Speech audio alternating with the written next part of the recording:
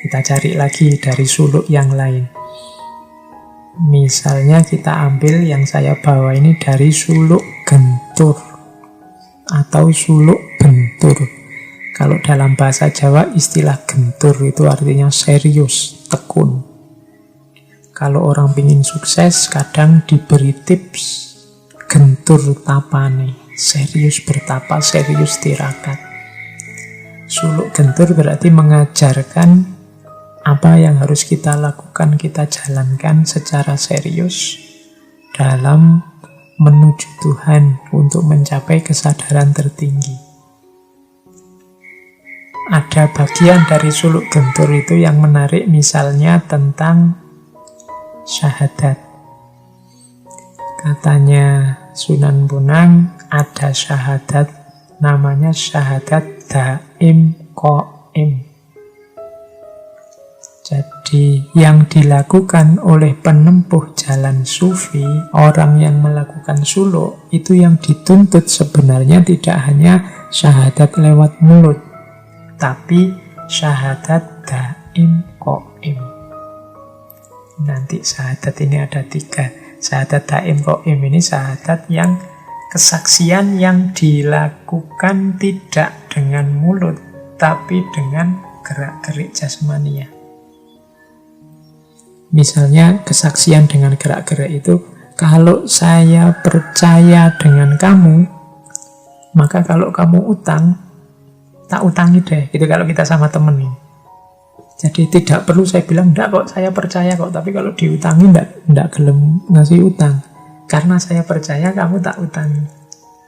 Tanpa harus saya ngomong saya percaya padamu, begitu kamu tak utangi, itu menunjukkan saya percaya padamu. Jadi ini kesaksian lewat tindakan. Karena saya yakin bahwa situasi sekarang sudah aman, maka saya mulai berani keluar rumah meskipun harus pakai masker. Loh, ini menunjukkan keyakinan kita, kesaksian kita terhadap bahwa situasinya sudah aman, maka saya keluar. Tidak sekedar bikin postingan, teriak ke sana semana, sekarang sudah aman loh, sekarang sudah aman, tapi dia sendiri nggak berani keluar. Nah, syahadat daim qaim ini bersaksi atas kebenaran Islam, kebenaran Allah yang dibawa oleh Kanjeng Nabi lewat perbuatan. Nah, ini namanya syahadat daim qaim. Makanya orang yang akhir hidupnya adalah la ilaha illallah, berarti sampai akhir hidup orang ini menjalankan pola hidup tidak menuhankan apapun selain Allah, insya Allah dia masuk surga. Jadi syahadat yang daim qaim. Nah, ini bisa dilacak di suluk gentur atau suluk bentur. Di dalamnya juga ada uraian misalnya tentang fana. Ini yang kemarin belajar Syekh Siti Jenar, Al-Hallaj dan kawan-kawan itu kan banyak mode-mode uraian tentang fana. Kalau dalam suluk genturnya Sunan Bonang, ilustrasinya adalah kalau garam jatuh ke laut, maka dia lenyap. Tetapi tidak bisa dikatakan dia menjadi laut. Juga tidak bisa dikatakan dia tidak ada. Demikian pula apabila manusia mencapai keadaan fana, tidak lantas dia tercerap dalam wujud yang mutlak. Yang lenyap hanya kesadaran akan keberadaan atau kewujudan jasmaninya. Jadi fana itu tidak membuat manusia jadi Tuhan, atau membuat diri kita terserap atau kepanjingan Tuhan. Fana itu kondisi ketika kita tidak sadar lagi, tidak fokus lagi, tidak ngopeni lagi aspek hidup jasmaniah kita, hidup duniawi kita, karena fokus kita sudah sepenuhnya ada pada Allah saja. Mirip seperti kalau teman-teman pernah mendengarkan kisahnya Laila Majnun itu kan. Yang dialami oleh Majnun di hadapan Laila adalah kondisi ketika fana. Ketika Majnun melupakan hakikat dirinya sendiri karena dirinya sudah penuh dengan Laila. Jadi orang fana itu ketika pikirannya, hatinya, fokus mentalnya, semua batinnya hanya Allah saja. Maka keberadaan dirinya terlupakan. Dirinya yang sedang sengsara, dirinya yang sedang kelaparan, dirinya yang sedang menderita sakit apa, tidak jadi perhatian karena perhatiannya hanya Allah saja. Ini penjelasan dari Kanjeng Sunan Bonang tentang situasi fana. Tidak bisa diartikan fana itu manusianya jadi Tuhan. Atau manusianya hilang, yang ada tinggal Tuhan. Tidak. Jadi tidak kondisi suwung, juga tidak kondisi lenyap. Hanya saja kesadarannya yang teralihkan dari kesadaran manusia ke kesadaran tentang Tuhan.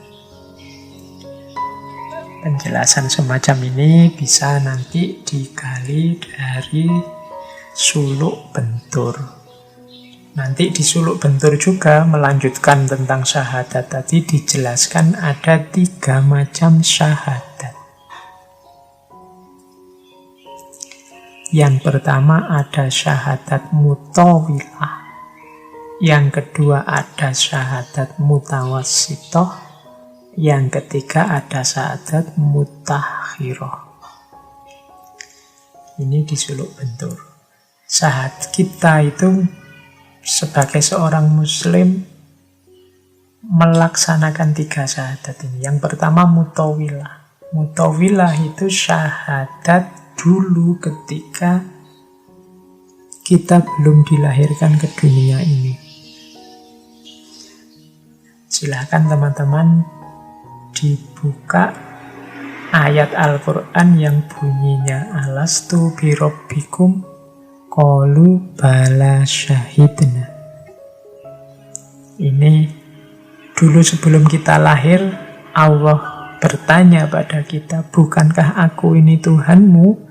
Terus roh kita yang belum turun ke dunia bersaksi, qalu bala syahidna, ya kami bersaksi. Ini kan juga syahadat, bersaksi. Jadi dulu kita sudah yakini dan bersaksi bahwa Allah lah Tuhan satu-satunya. Terus kita turun ke muka bumi. Kita dilahirkan. Nah, saat lahir, begitu mampu berpikir, punya kesadaran, masuk ke syahadat yang mutawassithah. Kita mendeklarasikan diri, asyhadu an la ilaha illallah wa asyhadu anna muhammadar rasulullah. Nah, ini syahadat yang mutawassithah. Level 2. Dulu bersaksi sebelum kita lahir, dan sekarang bersaksi setelah kita lahir. Tapi jangan lupa syahadat yang ketiga, syahadat mutaakhirah. Ini syahadat ini jelas dilakukan oleh para nabi, para wali, dan orang mukmin yang sejati. Syahadat mutaakhirah itu mirip syahadat daim qaim tadi. Tidak cukup kita hanya deklarasi tiada Tuhan selain Allah dan Nabi Muhammad adalah Rasulnya, utusannya. Tapi kita jalankan hidup yang menomorsatukan Allah dan mengikuti sunnahnya Kanjeng Nabi. Ini namanya syahadat mutaakhirah. Kalau kita menyatakan bahwa satu-satunya Tuhan hanya Allah, ya hidup kita hanya satu-satunya yang kita pertuhankan, ya Allah. Kalau kita menyatakan bahwa Kanjeng Nabi Muhammad adalah utusannya, berarti hidup kita orientasikan untuk mengikuti petunjuk dari Kanjeng Nabi, karena Kanjeng Nabi itu utusannya. Kita ikuti sunnah-sunnahnya. Ini namanya syahadat mutaakhirah. Dulu kita bersyahadat, kemudian ketika turun ke dunia kita juga sudah syahadat, tapi sempurna syahadat kita kalau juga tidak hanya dinyatakan syahadat itu, tapi juga dijalankan. Kalau di suluk bentur kemudian dijelaskan, bila mana 3 syahadat ini dipadukan menjadi satu, maka dapat diumpamakan seperti kesatuan antara tindakan menulis, tulisan, dan lembaran kertas yang mengandung tulisan itu. Juga dapat diumpamakan seperti gelas, isinya dan gelas bening gelasnya, kacanya, kemudian isinya gelas dan penuhnya gelas. Tadi yang syahadat sebelum kita lahir itu seperti kertasnya. Kemudian ketika kita bersyahadat asyhadu alla ilaha illallah yang mutawasitoh tadi, itu seperti ketika kita menulis. Kemudian ketika kita menjalankan syahadat tadi, itu seperti tulisannya. Jadi terus sempurna. Yo ada kertasnya, yo ada tindakan menulis, dan ada tulisannya. Jadi kalau gelasnya itu adalah syahadat waktu kita belum lahir. Kemudian isinya adalah syahadat mutawasitoh yang kita menyatakan beriman pada Allah dan mengikuti Rasulnya, dan penuhnya gelas itulah syahadat mutaakhirah, waktu kita menjalankan. Jadi setelah tadi mengenal Allah, makanya saya bilang ngaji kita ini kita bikin skenario sendiri, kita bikin sekuen sendiri untuk merumuskan suluk atau jalan sufi. Yang pertama tadi kita ambil dari Syekh Bari di Primbon Monang, bahwa kita harus mengenal dulu, ngerti ilmunya dulu tentang Allah, baik zatnya, sifatnya maupun af'alnya.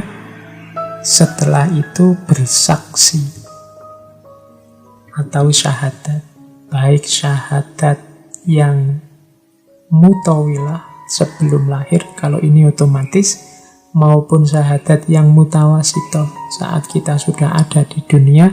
Kalau kita hari ini muslim, insya Allah sudah kita lakukan.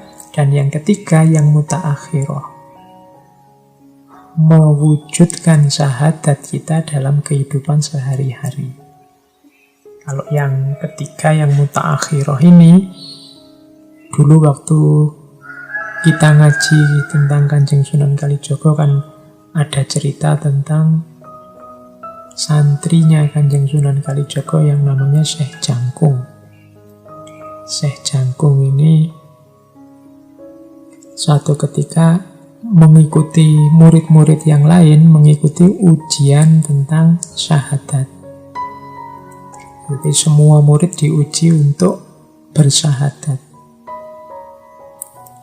Murid-murid yang lain dengan fasihnya melafalkan asyhadu alla ilaha illallah wa asyhadu anna muhammadar rasulullah. Pas gilirannya Syekh Jangkung, waktunya syahadat, beliau malah keluar ruangan, kemudian naik ke pohon kelapa yang paling tinggi dan menjatuhkan dirinya ke bawah. Oh, semua orang kaget. Begitu sampai di bawah, ditanya oleh Kanjeng Sunan, loh kamu disuruh bersyahadat saja kok malah loncat dari pohon kelapa yang paling tinggi. Katanya Syekh Jangkung, ya inilah syahadat saya. Inilah kesaksian saya, keyakinan saya bahwa Allah adalah penguasa alam semesta, bahwa Allah lah yang menentukan segalanya, Allah lah yang memegang nyawaku, menentukan hidup matiku. Dan inilah buktinya. Itu jenis syahadat mutaakhirah. Ya meskipun teman-teman tidak harus jajal seperti ini, itu makom kita tidak sama dengan Syekh Jangkung. Tapi yang jelas, mari kita tunjukkan dalam kehidupan kita sehari-hari bahwa hidup kita ini modenya adalah satu-satunya yang kita posisikan sebagai Tuhan adalah Allah, dan yang kita ikuti adalah Kanjeng Nabi Rasulullah. Berarti hidup kita sudah bersyahadat, tidak sekedar mengucapkan syahadat.